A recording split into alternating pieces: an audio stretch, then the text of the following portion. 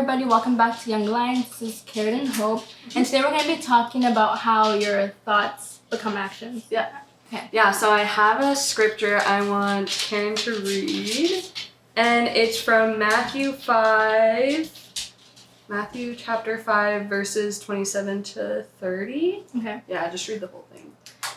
You have heard that it was said, "You shall not commit adultery."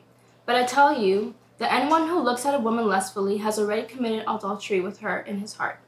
If your right eye causes you to stumble, gouge it out and throw it away. It is better for you to lose one part of your body than for your whole body to be thrown into hell. And if your right hand causes you to stumble, cut it off and throw it away. It is better for you to lose one part of your body than for your whole body to go into hell.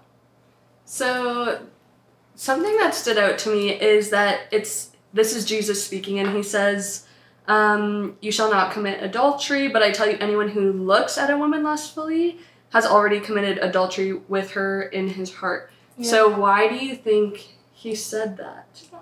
Just looking at her lustfully, he's done it already. But that brings me to another question. Okay. Though. Should I ask? Yeah, sure. Should I ask it? Yeah. Because then it brings me to that question about how some people say feeling a certain thing is not sinning. It's actually putting actions to it that's sinning. Have you heard that before? Yes. So then that's why that verse confuses me. Yeah, so what I'm seeing from this is that your thoughts become actions. So he's saying that even thinking this way is as if you've done it. So then okay. Yeah, to further that thing, we don't do anything without thinking.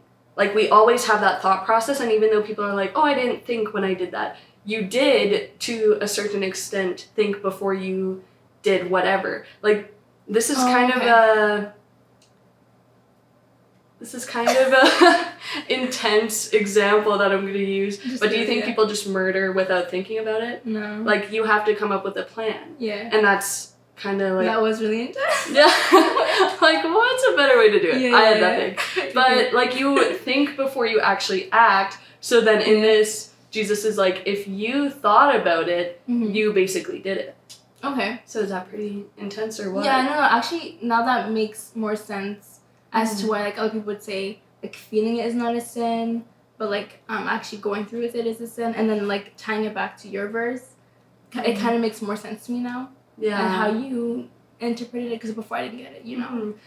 Feeling it isn't necessarily a sin, but acting on it is. Yeah. So then if you continue to dwell on that and think about it, you're going to end up doing it. Yeah. That's kind of just how it works. If I keep thinking, ooh, I really want an ice cap today, I have an addiction. If I keep thinking, oh, I want an ice cap today, and I'm constantly thinking about it, I'm going to end up going and getting it. Yeah. Whereas if I said, no, I'm not going to have one today, and then I stop letting myself think about it, then I probably won't end up doing it. Mm-hmm, mm-hmm. So when that thought comes then, of getting that ice cap, let's say, how would you then say, I'm not going to... yeah, so that ties perfectly into the next part. Good question. Okay, so what do you do when you have these thoughts? Right? That was the question? Sorry, yeah. Okay. So what do we do? In the Bible, it says to take every thought captive. Right. And make it obey Christ. So I've talked about this verse so much in our other videos, but it is really important, is that we grab this thought and we say, is this actually what I want to think? And then we can't just leave our thoughts unchecked. Because we think a lot of crazy thoughts throughout the day all the time. We have intrusive thoughts constantly. Well, maybe not constantly, but we do get them. And it's does that necessarily mean it's from you, and does that mean it's good? Probably not, but we can tell ourselves, oh, I actually am not going to think that way anymore. And you can physically say no if it comes up so much, and just say, no, I'm not going to do that. You have to find that evidence and be how is this relevant? Does it make sense for me? Is it true? Is it moral? Yeah. And then you go from there. Yeah. So I think we just have to constantly check our thoughts and be is this actually what I want to think? Yeah. And then that's how you can go about changing it. Because a lot of people I've heard say, oh, well, I just can't change how I think. And I'm you can. You can. Yeah. And then you also don't leave it empty, replace it with what God says something. about it. Totally. That's huge. Yeah, like if I keep thinking, oh, I'm a terrible person, and I keep thinking down on myself, what would I do instead? I'd be like, oh, what does God say about me? And then I speak that over my life. And if you're having a hard time being like, I don't know what God thinks about me, ask someone who loves you and say, what do you think about me? And then they will encourage you, and then you can say, okay, if they think about me, God probably thinks that way about me, if it's good. And then you just say it over and over again. Right. So then you switch the narrative, and then it therefore changes your perspective. Yeah. So that makes sense. Yeah. Should I So have it? yeah. Okay.